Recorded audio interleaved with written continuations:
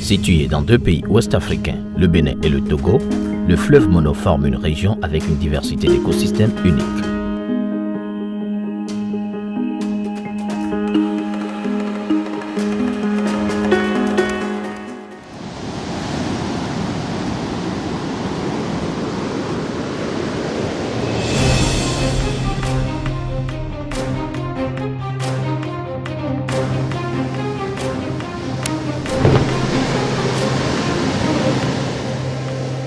Imaginez les tortues marines venir pondre et circuler librement sur les plages.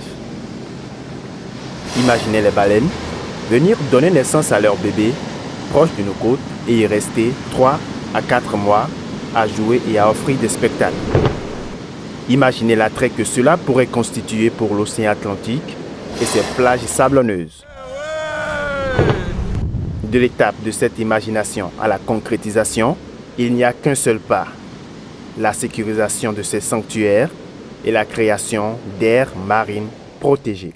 Une aire marine protégée, c'est un espace délimité en mer avec un objectif de préservation des ressources qui s'y trouvent et sur du long terme.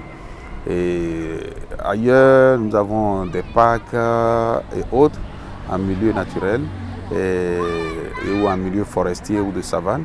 Ici, au niveau des aires marines, comme le précise le nom, c'est des espaces qui sont délimités en mer où il y a un objectif de préservation de la ressource marine. La planète Terre est composée de plus de 70% d'océans. Ces océans incluent les écosystèmes et les espèces les plus fragiles au monde, mais objets de diverses menaces. Les écosystèmes marins ne sont pas seulement importants pour la biodiversité, mais aussi pour la sécurité alimentaire. Si l'utilisation de ces ressources n'est pas réglementée, elles risquent de disparaître.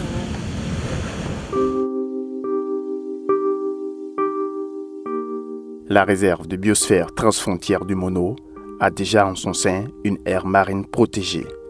C'est le site de la Bouche du Roi.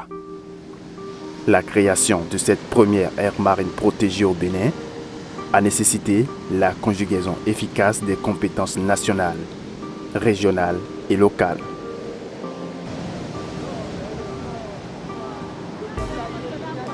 Pour y arriver, nous avons élaboré un plan par l'aide des partenaires GIZ et Sénagref. Et c'est à partir de l'élaboration de ce plan, nous avons identifié les espèces qui sont menacées, comment nous allons les faire pour les protéger. Pour la Bouche du Roi, on peut dire qu'aujourd'hui, plus de tortues sont fréquentes à la plage qu'avant. Et au niveau des mangroves, nous avons les espèces de l'eau douce que nous n'avons plus, qu'on a essayé de protéger en mettant les mangroves à ce niveau-là. Les pays de l'Afrique de l'Ouest, à l'instar d'autres pays du monde, ont ratifié plusieurs conventions internationales sur la conservation et l'utilisation durable des milieux marins et de leur biodiversité. Les efforts se sont accentués et ont contribué à la création d'un réseau des aires marines protégées en Afrique de l'Ouest, le RAMPAO.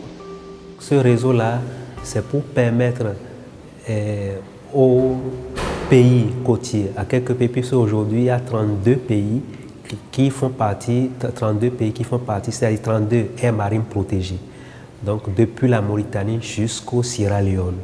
Donc c'est pour but de renforcer les synergies de gestion des aires marines protégées en Afrique de l'Ouest pour pouvoir assurer la protection de la biodiversité.